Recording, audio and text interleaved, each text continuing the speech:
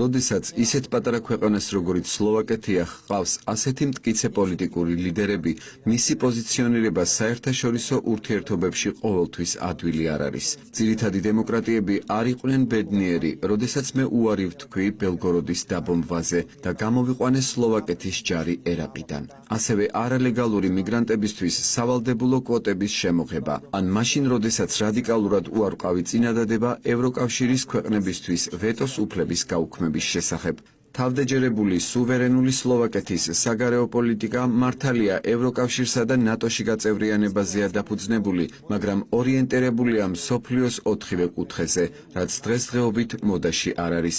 ეს ვითარება ჩემს პოლიტიკურ წარმომადგენლობასა და ევროკავშირსა და ნატოში პარტნიორებს შორის ურთიერთობებში მას შემდეგ გამწვავდა, რაც უკრაინაზე რუსეთის თავდასხმა განხორციელდა, სადაც ჩვენ უარი ვთქვით უკრაინის სახელმწიფოს რაიმე სამხედრო დახმარების გაწევაზე, გარდა ჰუმანიტარული დახმარებისა. ჩვენ კვლავაც ძველებურად ვამჯობინებთ მშვიდობას, ომს. უკრაინის კონფლიქტი ევროკავშირმა და ნატომ კიდევ უფრო გაამწვავა და ამით ფაქტობრივად გააქრო ერთი სწორი აზრის კონცეფცია, კერძოდ იმით, რომ ომი უკრაინაში ნებისმიერ ფასად უნდა გაგრძელდეს რუსეთის ფედერაციის დასუსტების მიზნით, ვინც ამ ერთიან სავალდებულო მოსაზრებას არიზიარებს, მაშინვე რუსეთის აგენტად სახელდება. პოლიტიკურად მარგინალიზდება საერთაშორისო დონეზე. ეს სასტიკი დაკვირვებაა, მაგრამ განსხვავებული აზრის უფლება ევროკავშირში აღარ არსებობს. 2023 წლის სექტემბერში საპარლამენტო არჩევნებში გამარჯვების შემდეგ, როდესაც ჩვენმა პარტიამ მოახერხა მეოთხე მთავრობის ფორმირება, აბსურდი დაიწყო. ევროპელი სოციალისტების პარტიამ წევრობა შეუჩერა ჩვენს პარტიას. ეს კი აშკარად უკრაინის ომის შესახებ განსხვავებული შეხედულების და ეთნიკურ საკითხზე უკიდურესი შეხედულების მხარდაჭერის გამო და ჩვენი დათქმის გამო მოხდა.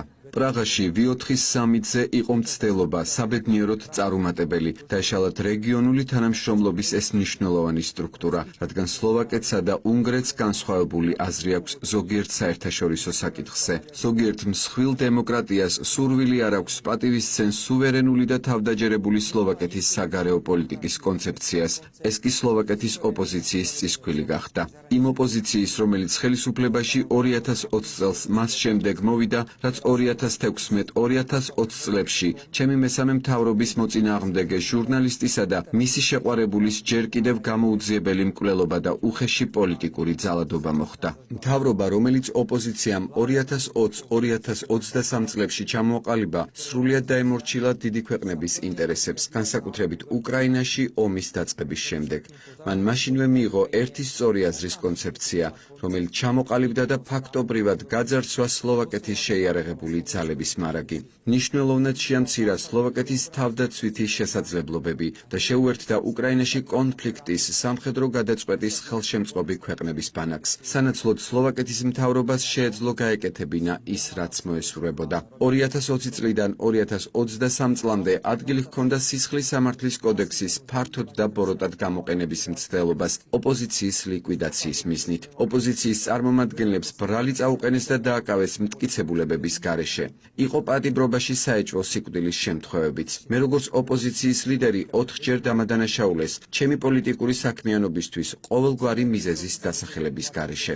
3 წლის განმავლობაში ჩვენ ვცდილობდით ევროკავშირის ყურადღება მიგვექცია სლოვაკეთში შექმნილ ვითარებაზე. სლოვაკეთში კანონის უზენაესობის ხარისხთან დაკავშირებით არც ერთი კრიტიკული სიტყვა არ გაჟღერებულა. ასევე არ თქმულა არაფერი ხელისუფლების შეცდომებზე ოპოზიციის გასანეიტრალებლად, რისთვისაც სისხლის სამართლის კოდექსს ბოროტად იყენებდნენ.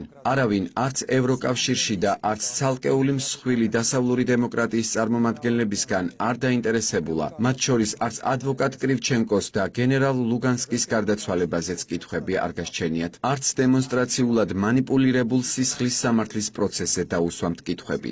დიდი დემოკრატიებისთვის კანონის უზენაესობაზე ბევრად მნიშვნელოვანი იყო სლოვაკეთში პოლიტიკური ძალების არსებობა, რომლებიც იყვნენ და არიან მზად ყველა ყველაფრის გასაკეთებლად, უცხოური ინტერესების სასარგებლოდ, თუნდაც ეს პირდაპირ ეწინააღმდეგებოდეს სლოვაკეთის ეროვნულ პრიორიტეტებს. 2023 წლის სექტემბრის საპარლამენტო არჩევნების შემდეგ, როცა SMI-RSSD-მ ჩამოაყალიბა მეოთხე მთავრობა, კოალიციურ პარტნიორებთან ერთად მან კიდევ ერთხელ დაადასტურა სუვერენული და თავდაჯერებული სლოვაკეთის საგარეო პოლიტიკის მიმართულება, რომელიც ორიენტირებულია მსოფლიოს 4-ვე კუთხეზე. ამჟამინდელმა ოპოზიციამ კი, რომელიც წახალისებულია ძირითადი დემოკრატიების მფარველი ხელით, 2020-23 წლებში განაგრძო შეტევა და ხელისუფლების დადანაშაულება.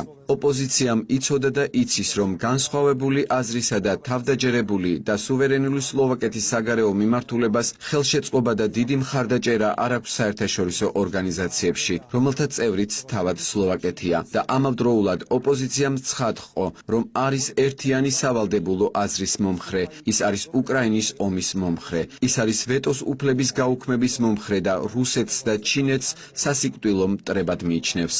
2023 წლის სექტემბრის არჩევნების შემდეგ კვლავ არავინ აქცევს ყურადღებას ოპოზიციის მზარდ და კარგად ნაკვებ აგრესიულობას. არც მედია, არც არასამთავრობო ორგანიზაციები, არც სახელმწიფოს მეთაური, ვგულისხმობ პრეზიდენტს სუსანა ჩაფუკოვას, პარტია პროგრესული სლოვაკეთის დამფუძნებელს, არც ბრიუსელი და არც ნატო. წახალისებულია ფიზიკური მუქარა, მაღალი რანგის პოლიტიკოსების მიმართ, როგორც ეს იყო სლოვაკეთის რესპუბლიკის ეროვნული საბჭოს წევრების ერიკ კალინკისა და მისი მეუღლის შემთხვევაში, ან ლუბოს ბლაჰასის შემთხვევაში. ამიტომ გახდა ეს მისაღები სტანდარტი ოპოზიციის აგრესიული წარმომადგენლებისთვის.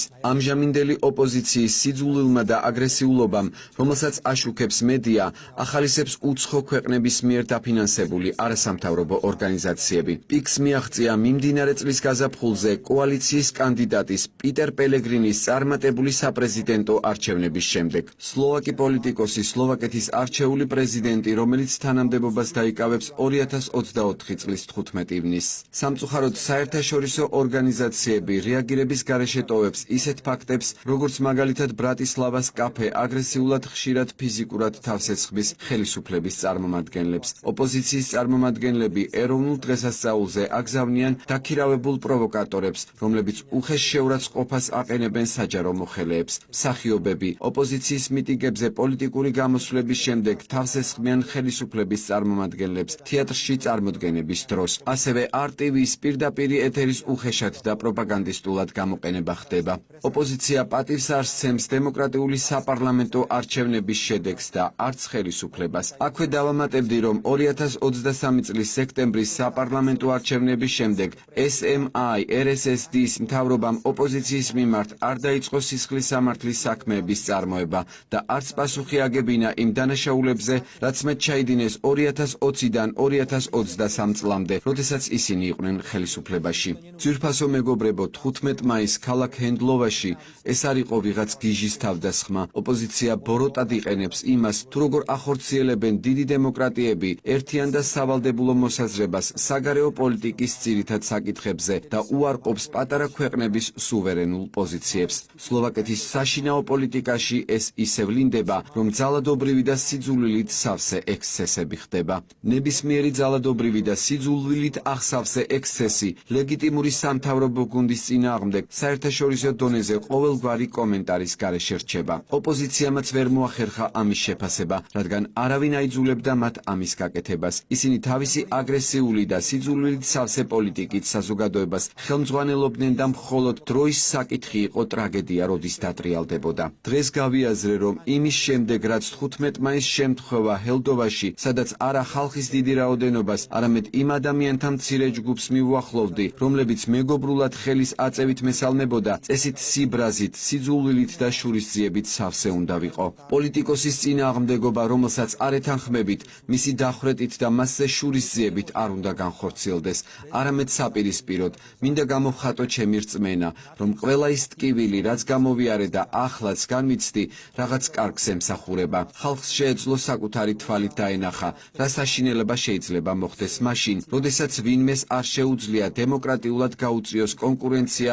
და პატივისცეს განსხვავებულ აზრს. არც მე ვარ პოლიტიკური ანგელოზი, შემიძლია მკაცრი ვიყო. მთავრობებიც კი, რომლებსაც მე ვხელმძღვანელობ, არ იყვნენ და არ არიან სრულყოფილი და რა თქმა უნდა, ბევრი რამ სხვაგვარად შეიძლება გაკეთდეს გახდეს და ზუსტად შეთავაზება, რომ რაღაც სხვანაირად და უკეთესად გააკეთო, განსხვავებული აზრი გქონდეს, უნდა იყოს ნებისმიერი მნიშვნელოვანი დემოკრატიული კონკურენციის ელემენტარული საფუძველი. შეთავაზება არ შეიძლება იყოს მოწინააღმდეგის დაპატიმრება ან განზრახ მოკლა უმიზეზოდ. ოპოზიციას მოუწევს ამაზე ფიქრი. თუ ასე გაგრძელდა, მაისის საშინელება, რომელიც თქვენ ყველამ პირდაპირ ეთერში იხილეთ, გაგრძელდება და კიდევ იქნება მსხვერპლი. ეჭვი არ მეპარება ერთი წამითაც. მჯერა, რომ საზოგადოება დამშვიდდება და მალე შევხვდებით შინაარსობრივად და მშვიდობიანად.